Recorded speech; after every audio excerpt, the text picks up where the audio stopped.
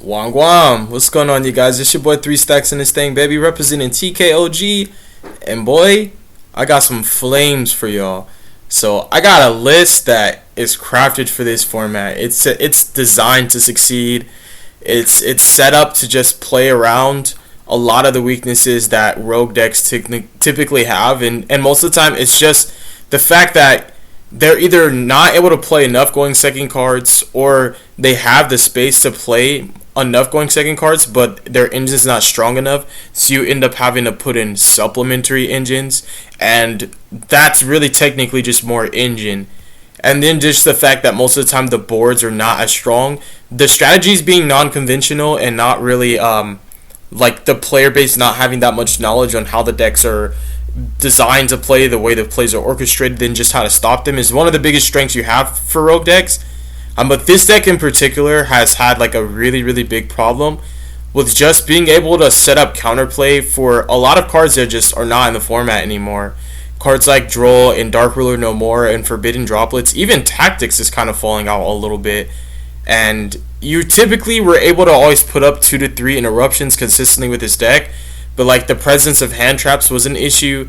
And the way the format is now, this deck is actually way better. It's like in a better spot now than it was in the past 2 or 3 formats. Like, especially with the new support, and we're getting even more. And just the ability to actually have information post sighting game 1 via Galaxy 100. This deck has some crazy tools at its disposal. Hypernova really changed a lot for this deck. Not only that, but just like with the addition of Sargus, this is my guy right here. Yo, this card's crazy. So this deck has so much more interruptions it can put up. It plays through so much now. And in testing, like when you mess with this deck, you're just going to be OTKing people out of nowhere going second. And I mean literally out of nowhere, bro. Like you're just going to be playing through interruption after interruption and then just like one-shot your opponent. And they're never going to see it coming. Like you can literally one-shot people through nib. It's crazy. So I think this deck is way more gas than it's ever been. And the weakness that it had before was like you had to cut a lot of engine to put more hand traps and stuff. But instead of playing a bunch of hand traps, I decided to actually integrate cards that correlate with the engine theirself.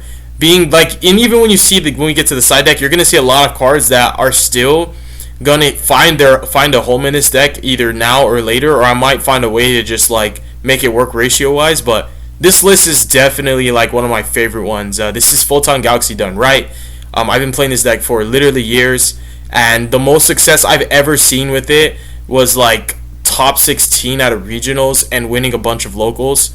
But even then, it's never real. I've never really seen like true competitive sex with the consex. I said competitive sex. My bad.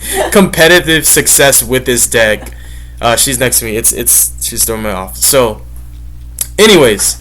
Yeah, if you like this kind of content, definitely consider subscribing to the channel. Leave a like if you liked the video. Leave a dislike if you didn't. And when you do subscribe, click the notification bell. Join the Discord. Be a part of this community so that you can also be a part of not only my channel, but the community we have separate from that, which is just like, it's like a social media in itself. And if you want to be coached by me, I have a lot of experience and a lot of knowledge, just adept with a lot of archetypes. I'm a jack of all trades, master of few. And let's get into it. So let's talk about non-engine first, like the cards that are quote going second cards. And you're gonna see exactly there's a crazy logic behind these, you guys. Like this may actually, some of you might have your mind blown. Some of you might be like, this breaks the mold. Some of you might be like, this is standard, right? So these are technically all searchable. This is searchable with some engine that I'm just not playing right now, but these are technically all searchable. I was actually messing with a formula for a small cyber package because I wanted to be able to search Cyber Eltonin, because Cyber Eltonin outs the entire Kashtira board. But it's like you have to, it's weird because like once the play's seen once, it's so easy to telegraph that it's never really going to happen, because Arise Heart will never let stuff touch the grave. So essentially your only way of getting out Eltonin is by banishing the machines you control. But like your zone's getting locked, and Arise Heart banishing the first monster that hits the field is a problem. So you have to like commit more to the kaijus, and like before you know it, you have a bunch of cards that don't actually help the engine outside of searching Galaxy Soldier, which is like a cool niche. It was a cool niche that helped to bridge the cyber package that I was playing. I was playing like Cyber Dragon cards, like the emergencies and the plants, because like emergency into core into plant is like a real thing, and like just linking core into like an Almirage and then going plant to search for soldier and soldier to search for like any of your galaxy monsters is really, really cool. It bridges into this archetype, and you do get extra normal summons, so like it doesn't matter if your normal goes to core. The other thing was the fact of the matter that like core could search for emergency, and like if they didn't immediately like banish it, but like see, this is the other problem too that was kind of bothering me, is because the cash inboard, like Shangri-La's a psychic, but a Rise Heart is actually a machine. So because he's a machine, if they're not living under a rock, they know that core could immediately contact fuse the Rise Heart, so they're gonna banish it preemptively. So you could set it and you could contact fuse the Rise Heart, but it's the same problem. And you actually, I don't even think you can, if I'm not mistaken. Let me go ahead and correct myself, because I'm positive that you actually can't even do that. I think they have to go to the grave. Yeah, on either field to the grave, so you can't even contact fuse it. So that makes it even worse, and that just reinforces the reason for me not playing that package anymore. But the idea in a perfect world was like to go core for emergency. I mean, emergency for core, core for repair plant to get for Galaxy Soldier, so that your non-engine, your going second cards, were engine. But on the flip side, when you didn't need it, core would actually search for Cyber Eltonin. And Cyber Eltonin is actually a beast of a card. It blows my mind that nobody plays this card. Even Cyber Dragon players don't even play one. If I play Cyber Dragons, I always take at least one of this and at least one of the Kaiju, because they're searchable and they're problem solvers. But this bad boy just banishes all light machines from your field and grave, right? And the most important thing is, if you special summon, send all other face-up monsters on the field to the grave. On the field to the grave. It's not even optional. You just summon him, boom, everything goes. So this is a broken card. It's actually broken. It's not fair. I don't think that it's a bad card. I think the way this card is designed, it's meant to be just one of those end-all be-alls. Like, this is like your last-ditch effort. But I was using it in a reverse. It was like, in retrospect, it was like the exact opposite for me. I was starting my plays with this. You know, typically this is like bait, bait, bait, get as much as you can get, force as much interaction, and then just summon Elton in, praying they don't have like an imperm or something like that.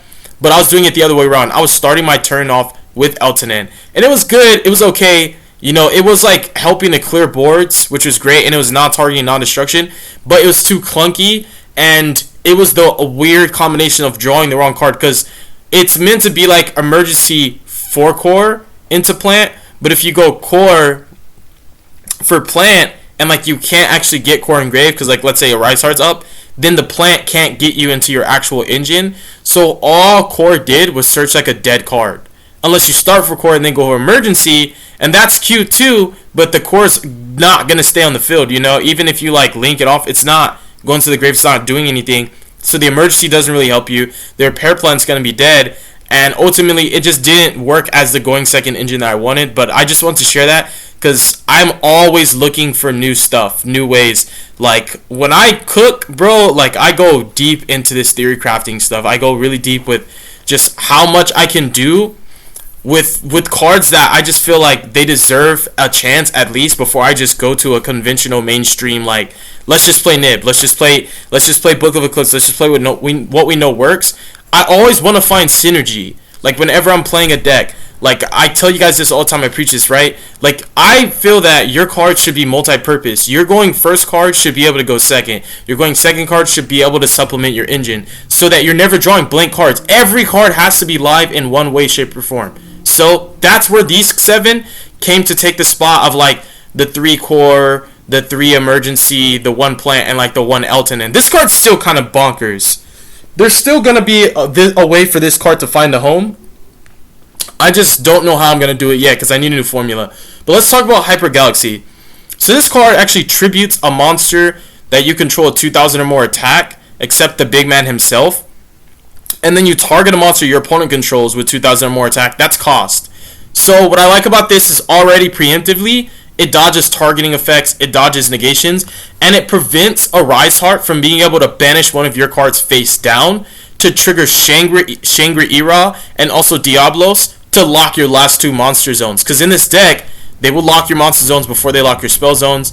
Because most cash tier lists are on Lance now. So if they're playing Lance, why would they want to go for your spell and trap zone? They don't care about locking you from being able to activate Eclipse and talents when they can just protect their cards with Lance, right? So now they're going straight for your monster zones. And so here is the beauty with Galaxy, and this, like, if you open a target with this, which, hello, look at the deck you're playing. It's designed, this deck's designed to put out monsters like this, because traditionally, back in the day, we were hard summoning Galaxy Eyes all the time.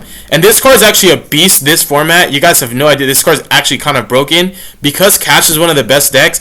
His secret technique, like that Forbidden Jutsu that you never get to use, is so relevant, it's dummy relevant. So what you do, you summon a big guy, you prompt a Rise Heart, like you're going to summon like something like, let's say you summon Vanisher, right? Oh, they're going to flip an Imperm. They're going to try and negate his effect. Or you could even just summon Thrasher, bro. And then you can literally just tribute him for cost, target the Arise Heart, and Arise Heart's probably going to banish the Self or whatever. And now you just baited a Rise Heart. But let's say you don't, let's say you already baited a Rise Heart, then you don't even have to force a Rise Heart. What you can do then is you can go Hyper Galaxy, tribute your guy, target their other guy for cost, like let's say it's Diablos, because that card is kind of a problem because it's another way to trigger Shangri-La. Tribute him, you summon Galaxy Eyes. Since you've already baited a Rise Heart, you don't have to worry about like him banishing a card, you know, it doesn't matter. Him being a Macrocosmos per se is not as big of a problem as you think it is once you do what you gotta do. Because what you're gonna do is you're just gonna use Galaxy Eyes, declare an attack on Shangri-La, and you're gonna reset him. You're gonna banish him, and then guess what? We're going to go ahead and tell you what this guy's secret technique is. He actually has a Forbidden Jutsu that barely comes up because you're not always playing against XYZ decks. So when he battles a monster, you can target that monster and banish both him and that monster. So he banishes anything.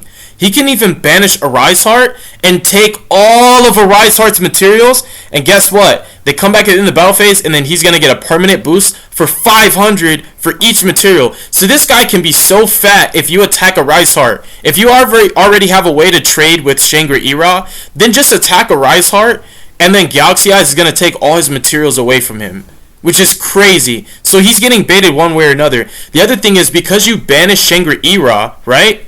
Because he left the field, your zones are reset. He's gone. He will leave the field and come back, but he leaves the field through Galaxy Eyes' effect, loses his materials, so you can destroy him with any kind of pop, and you have a bunch of ways to pop him, right? So it doesn't really matter that he's there anymore. He's no longer a threat. Your zones are back. He has no materials to protect himself. Same with the Rise Heart. You're taking everything that a Rise Heart had attached to him, and you're banishing him and a Rise Heart, so those materials are not actually going to get banished. They're going to go to the graveyard now, which is kind of a big deal because there's certain materials under a Rise Heart that get effects and they get banished, and your cards that they took from you that were getting banished also are going to go back to the grave, which is beautiful. So I like this interaction. I like this a lot. Summoning your Big Daddy from hand, deck, or grave. This is actually a beautiful card, and this is one of the few formats where I get to actually play Hyper Galaxy. Like, I love this card so much. The way it's designed economically is not that crazy. It's like a 2-for-1, but like when you think of how many problems it can solve, this is the perfect format for this actually to be a viable card. It's searchable engine. It's really strong. Other cards that are cool that are searchable is like Galaxy Storm. This is a card that can deal with the Shangri-La if it doesn't have material. This is searchable. Some Shangri-La turn 1 combos, like when you're playing against Cash, they will actually detach both the materials. One from the trap, and then one from one of their other guys in the middle of their combo, so their Shangri-La is not protected. So you can literally just search Galaxy Storm and pop him. Numeron Creation's kind of broken too. I'm shedding light on a lot of the underrated cards that don't really get a chance to be played in this archetype because most of the formats, they're just not that good. This and this were both searchable one-ofs in my traditional list in old format because of Dark Ruler was so prevalent. But as soon as Tier came out, Dark Ruler was not necessary to play around anymore because it just wasn't that good of a card. But this is another really, really bonkers card. It being Photon is like not as good as it was before until we got this baby right here, which can now searchable. Like, Photon cards are now searchable turn 1. So like this is another problem. Like, it's so broken, you guys. And obviously, like, it's a big deal because it banishes. Like, it banishes any card on the field. That's ridiculous to me. It's a quick play. And what else? It's not once per turn. Yeah, you're reading this right. It's not once per turn. It's crazy. It's really, really good. Last Hope is like another crazy recovery card, just like Numeron Creation. This bad boy, I can't wait for him to come out. Charity's greedy, but it's nice as a searchable one-of, because if you get to combo turn 1, this is a great card. But the problem is you have to be able to play for it to be good. That's why I don't main it. Galaxy Wave is a searchable win condition in time. Generation Force is just part of this XYZ package I was experimenting with, because this does search out to Shangri-Ira, and that's just the whole thing is like cash. You want to build your deck to beat cash, because like that is one of your worst matchups. Whereas like other decks, you can search ways to play and interact on their turn. And ultimately, like, the biggest deal is outside of that, all you're really worried about is just like if you're getting skill drained against Labyrinth, or debarred against Labyrinth, or if you're getting hit with Branded Fusion against Despia. But I'd rather actually build my deck to be cash preemptively, like more specifically have cards to counter cash, and worry about those decks post siding, and just have like my non-engine be able to trade with like almost anything. It basically, the way my non-engine is built up, it's able to trade with almost anything that's not the Gimmick Puppet Lock or Skill Drain. That's literally it. It's just those two cards, the Gimmick Puppet Lock and Skill Drain. And that's why post siding I have countermeasures to beat those cards, because I don't feel like people are going to be main decking Nightmare. So I feel like these cards are predominantly better against cash, but also they overlap into those matchups, because like these are not bad against Labyrinth, and they're definitely not bad against Branded at all. Like literally at all. These cards are actually pretty decent against every single matchup dang near. And the fact that they protect you and they benefit you, this also being a light for Galaxy Soldier, I like it a lot. I really do. And the only things, like I was saying, that you should be concerned about are stuff that are going to be coming into play in post-siding after Game 1. So like this was like a cool little package I was messing with. Encore obviously deals with the entire Shangri-Ira, or even the Arise Heart, whatever's a problem. Energy, again, detach a material from an XYZ material from a monster you control, and then pop up face up. It's just like more searchable in non-engine that can also solve problems too, because they do give you some interactions to use against your opponent on their turn and playing into boards going second. So these are all just ideas I want to share with you guys. The Kaijus are obviously, it's just better the Kaiju against cash. It's better the Kaiju against Branded. Like even playing against against Lab. Like even playing against Lab, Kaijuing the Mommy to deny that presence to be able to generate the advantage that they need, and also preemptively cutting off big Welcome's bounce. It's kind of a big deal. I like it a lot. And Photon Hand is really nifty as a searchable snatch steal. So you can take any monster your opponent controls, but if you don't control Big Daddy, you can only take XYZs. So in the cash matchup, it doesn't matter that you don't control Big Daddy. You can control any R-type specific monster, and you can just snatch steal their monster, which is crazy when you've already forced interaction. And then the rest of this is just ratios you should be on. 3 Wizard, because the card's like one of the most broken cards ever. I was on 3 Wizard before the new support even came out. People used to say this card was bad. You used to see lists that were playing 2 to 3 Galaxy Knights and 1 Wizard. Like, this card is phenomenal. It's everything that it does. It makes it just a centerpiece for almost every combo. There's never a hand where he doesn't complement it. And Orbital is just disgusting. Orbital also, these being machines also is relevant because I am playing the Sargus engine. These 4 cards help you out so much turn 1, and also going second. Pushing into boards, playing into boards. It just sets up so much. You have so many ways to put machines and warriors engraved. These are the perfect 2 one-ofs, searchable through the Coliseum and also through Sargus. And Sargus is just a crazy interruption to end on turn 1. Him and I want to say him and the Baguska that I used to play were the main reasons why I stopped playing Photon Sanctuary. But like I was also messing with the Rise Heart too for the cash matchup. But just after taking all those alone, he was more than enough reason, him and these 4 cards were more than enough reason for me to cut my 3 Photon Sanctuaries and just play 41 cards by adding in a 4th target. So instead of the 3 Photon Sanctuaries, I think these are better. I think these do more for my deck. To have like little Omni Negates, most of the time you have either a Spell Negate or a Monster Negate. And if you get into your Infinity package, you have an Omni Negate, but you have to work for that sometimes. And it's not easy to do through hand traps. And it's not always going to beat Nib either, you know what I mean? Like, it's not, like, it's hard to do it sometimes. You have to sacrifice certain quality and diversity in your interruptions just to commit to an infinity, where this just happens easily because you make rank 8s more consistently than you make rank 5s.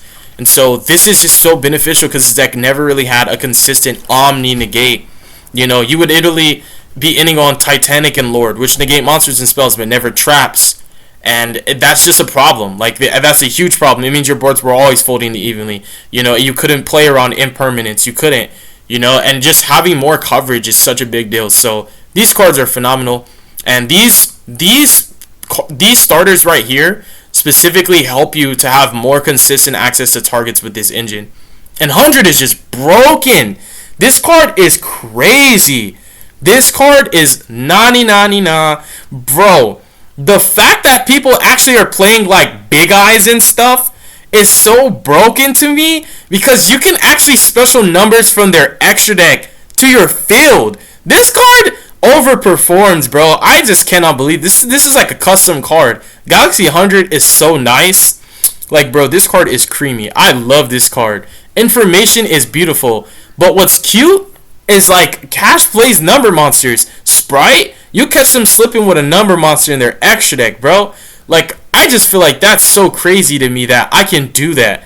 Like, that's just so broken in and of itself. That's like a free Zeus right there. Like, that's like a free Zeus because. Why? Just because, bro. Just because. I just... 3 Thrasher. Like, this card's so important for the archetype because you need to be able to start your plays without your normal summon. Like, you can't commit your normal summon. Like, especially this is such a detrimental normal summon to start off with playing into boards, because it's always going to get hit by a spot removal, and it's too valuable. So you want to control a Photon or a Galaxy that is not your normal summon, not your first or your second normal summon. Both your normal summons are getting safe for your combo. So that's where this card in Photon Sanctuary becomes so beneficial. It's really, really powerful. And just being able to put level 4s on field because of this bad boy right here. This is my baby, yo. Like, I have another list where these get cut and I play a package with Isolde to make a 3 material Appaloosa turn 1. And you literally just cut Infinity and Nova and you put in Appaloosa and Isolde. And it allows you to just get so much more pressure, so much more follow-up, and your combos are just goofy now. Because you have another layer to force like an Imperm or an Ash, and then you go to your mainstream combo. So there's just so much diversity when you're building this deck, but it's like you just got to be careful how many more bricks you're playing, because like that will require for you to put in Galaxy Zero and Renaud, and sometimes you actually want to try the Gear Freed out too, you know? And so just be careful. It was between that or the Isolde package, and playing both is a little too risky. Like, you could pull it off. It's only like, when you think of it, this is not a true brick, but you need a target. So you're playing like, quote, five cards that are situational. But to me, that's too much, you know? Like, so that's why I just ultimately just decided, hey, like, this is also going to be beneficial in more ways than one. And then we have Expedition. These are all extenders now. Like, these are definitive starters. These all can get you cards that you really, really need. This indirectly can be, indirectly, you know, it indirectly can be just because of how Soul Flare works. Because you can dump whatever you want and then add it from your grave to your hand off Soul Flare.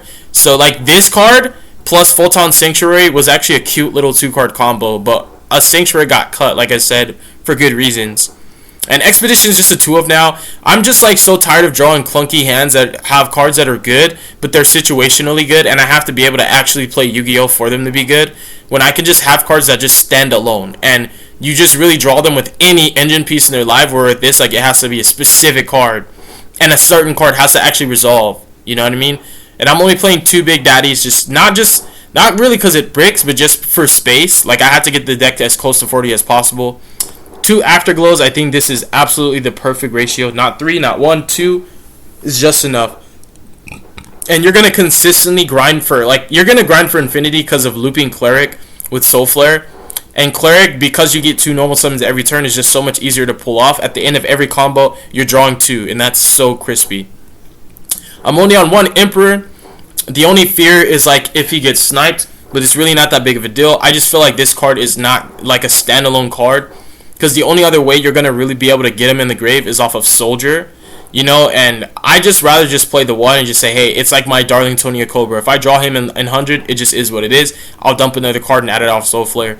Summoner's broken. This card is actually insane. Like, I like these. These cards just do so much. Just 1 copy at night. Just 1. You're not really, like, as focused on getting Big Daddy engraved and bringing him back. Like, that's old school Galaxy Photon. Back in the day, before we got Waves of Support, that was our turn 1 board. Like, we were playing Guardian of Order and just like a bunch of random light monster extenders, and we were normally Knight and summoning Big Daddy from grave. And we've got Cleric. Cleric is busted. I already told you guys this is like grind for infinity. Cleric put back Soul Flare at Cleric. Cleric put back the other Soul Flare at Cleric, and you're just always doing that. And then Galaxy Trance. This card is at 1. You can do what you want. You can play more if you want, but it's infinitely recyclable. He actually recycles cards, not monsters. So Photon and Galaxy cards get all put back. Rhoda, so that you can have 4 and 4. And then the Therion package.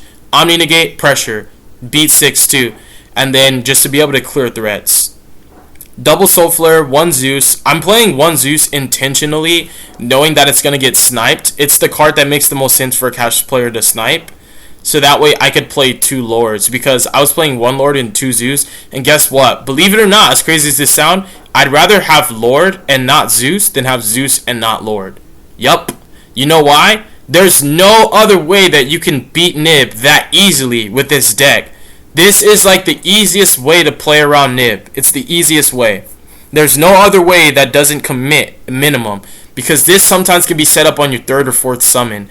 So if you don't have them, yeah, you might not be able to Zeus them, but the thing is, you're not going to get a chance to Zeus them and be able to clear the board if your opponent has Nib and you have no way to beat it, because that means they don't really care, you know. They were just going to let you Zeus them regardless and let you commit, because if they're going to Nib their own field, it doesn't matter if you Zeus their field or if they tribute it with Nib. They were ready, you know, to play defensively regardless. And Sargus is just broken, bro. Like, oh my goodness. Target a card on the field and bounce it to the hand. Please give me this back, bro. Give me this back. Insane. Insane. So creamy. Like, this card is so gross. Even looping like your Coliseum, it's so nasty with it. You know what else is so creamy with this card? Bouncing the Kaiju back. Oh my goodness, I love this card. This is my favorite rank 8 like in the game right now. Photon Lord is disgusting.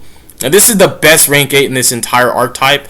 He's well-rounded, he's versatile, he has layered protection, he gives you disruption so you actually have crackback. He's hard to deal with, and he's a negation.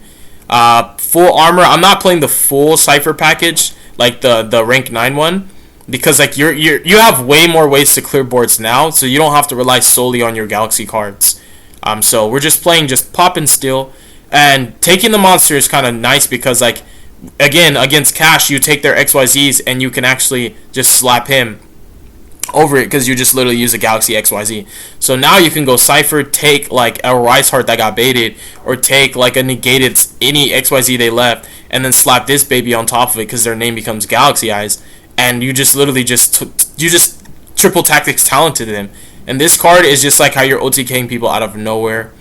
This card in tandem with Afterglow is so broken. Just do the math, bro. Like, the math is just insane. It's like when you're playing Crusadias. Just 1 whole Parvenger. 1 full-time blast, so Cash Tira cannot actually touch your board. If you make your turn 1 board, like, they have to have Eclipse or like Lava Golem, because they can't do anything to your board. So they really have to have Eclipse, Lava Golem, or Zeus. All of those cards can be stopped by your engine. All of them. Eclipse can be negated, and Lava Golem is fine. That's like literally the only one that you can't really play around. But the Zeus and the Eclipse, and like this card is kind of like your Diablos or your Unicorn. So like more than often they're going to be on double Zeus. You're not stopping Zeus with this anyways. But like you can stop that with your engine because Soul Flare actually pops. So at the start of their before they leave their main phase to go into their battle phase, like you can just Soul Flare pop the XYZ that's actually able to battle and not die. Like, and playing around Zeus with this deck and disrespecting Lightning Storm, all your guys are going to be in attack. So the only way they're going to Zeus you is if their guy's bigger than yours. But when are their guys ever going to be bigger than yours? You know what I mean? And so this card's crazy. It turns all your guys into Dragoon. This is just broken. I love this card. Being generic made me want to experiment with like Madolche package, Onomatopoeia like package, just like anything that makes a rank 4 to just search anything. It's so gross. And then the Infinity package. Thank you guys so much for watching this deck profile. God bless you. Make good choices. Don't hurt your brain cells. Stay tuned for future content. I put a lot of time and effort into all of my content. Whenever I do, it's always quality over quantity. Let me know what you guys think. And a lot of this stuff was thoroughly researched. There was hours spent looking for cards just to find a way to break the mold and make the deck the best that it can be. Peace.